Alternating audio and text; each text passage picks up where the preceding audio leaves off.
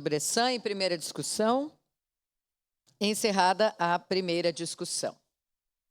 Em primeira discussão, o projeto de lei número 162/2024, contido no processo número 207/2024, de autoria do Poder Executivo, que autoriza o Poder Público Municipal a realizar a cessão de uso de imóvel pertencente ao município de Caxias do Sul para a Codeca, Companhia de Desenvolvimento de Caxias do Sul. Relator, vereador Wagner Petrini. Com a palavra, o relator para a leitura do parecer. Bom dia, presidente. Parecer é favorável ao projeto de lei número 162/2024, contido no processo número 207/2024.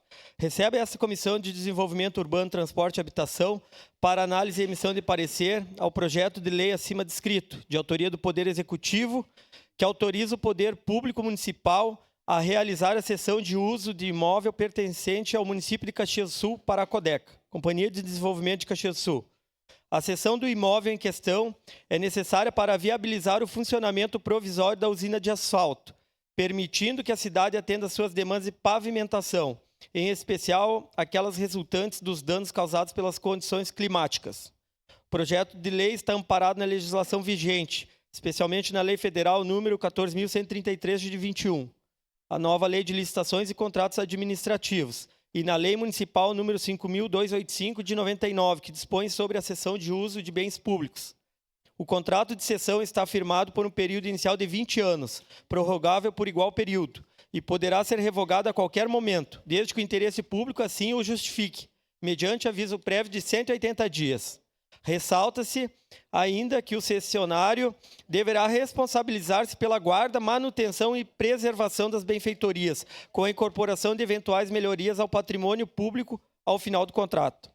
Além disso, a cessão de uso temporário e gratuito demonstra a celeridade e a eficácia da administração pública municipal em buscar soluções rápidas para os problemas gerados por situações de calamidade, em conformidade com as diretrizes legais e com respeito.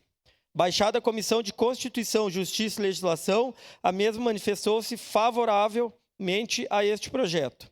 Ante exposto, esta Comissão de Desenvolvimento Urbano, Transporte e Habitação manifesta-se de forma favorável ao projeto de lei número 162/2024, contido no processo número 207/2024.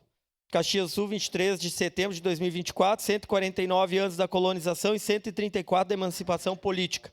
Assina este vereador, presidente da comissão, vereador Wagner Petrini, vereador Adriano Bressan, vereador Lucas Carenhato, vereador Lucas Gil e vereadora Tatiane Frisso. Era isso, presidente.